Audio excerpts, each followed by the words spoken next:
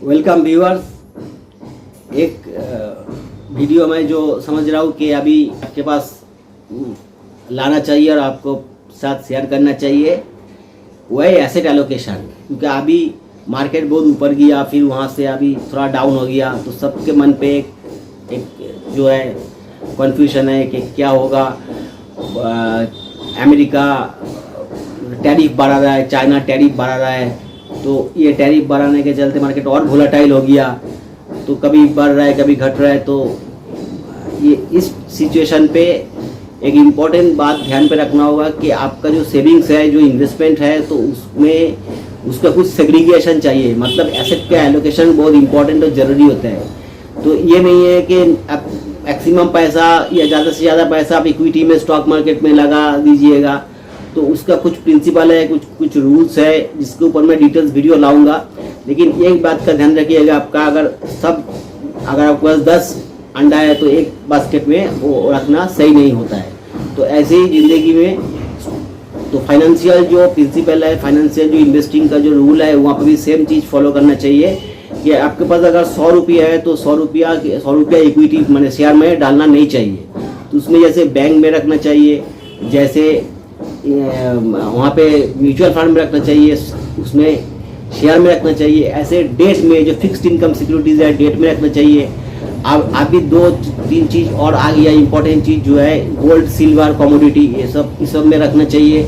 और gold silver physical भी होता है। अभी ETF आ गया, एक्सचेंज ट्रेडेड फंड, गोल्ड का, सिल्वर का ETF मिलता है जो स्टॉक मार्केट में लिस्टेड है, वहाँ से आप खरीद बेच सकते हैं। वहाँ पे आप फिजिकल गोल्ड से ज़्यादा वहाँ पे रिटर्न मिलता है, क्योंकि वहाँ पे मेकिंग चार्ज लगता नहीं है और वो कैरी करना इजी है। माने इन्वेस्टमेंट का एंगल से अगर देखिएगा तो फिजिकल गोल्ड से ज़्यादा बेटर है ETF, gold ETF, silver ETF।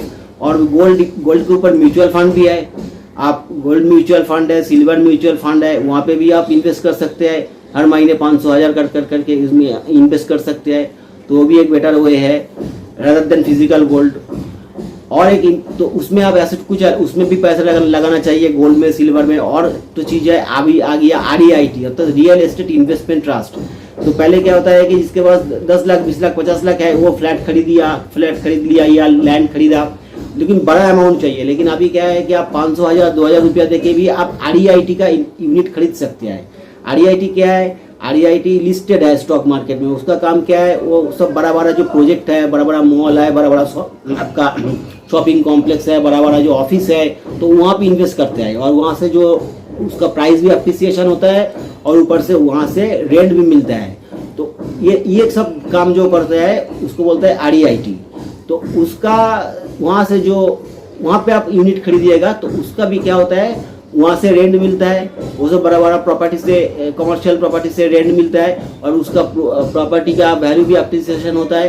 तो उसका इफेक्ट आता है REIT के यूनिट में, तो REIT के यूनिट भी वैल्यू बढ़ जाता है। तो ये REIT क्या है? एक रियल एस्टेट इन्वेस्टमेंट ट्रस्ट। ये कम पैसा में, जिनके पास लाखों रुपया नहीं है, जो रियल एस्टेट में इन्वेस्टमेंट नहीं कर पा रहे हैं, उतना पैसा कम के लिए, उसके लिए ये ऑप्शन बहुत ही अच्छे है REIT। तो उसमें क्या होगा, आपका पैसा का कुछ पैसा REIT में भी अलॉट करना चाहिए, तो आपको रियल एस्टेट का रिटर्न मिलेगा। तो देखिए आपके पास कितना ऑप्शन है, बैंक है, पोस्ट ऑफिस है, LIC है, आपके पास गोल्ड है, सिल्वर है, कमोडिटी है, आपके पास इक्विटी है, आपके पास डेट है, डेट म्यूचुअल फंड है, फिक्स इनकम सिक्योरिटीज है, वहाँ पे लिक्विड फंड है, शॉर्ट टर्म डेट फंड है, लॉन्ग टर्म डेट फंड है, REIT है। तो इतना टाइप के एसेट एलोकेशन है। तो ये इस पर ध्यान दीजिएगा, इसके ऊपर डिटेल्स वीडियो में लाऊंगा। लेकिन सारा पैसा एक जगह में नहीं रखिएगा, पैसा ऑब्वियसली आप डिवाइड करके रखिएगा। ये एक इन्वेस्टमेंट प्रिंसिपल का बेसिक जगह है।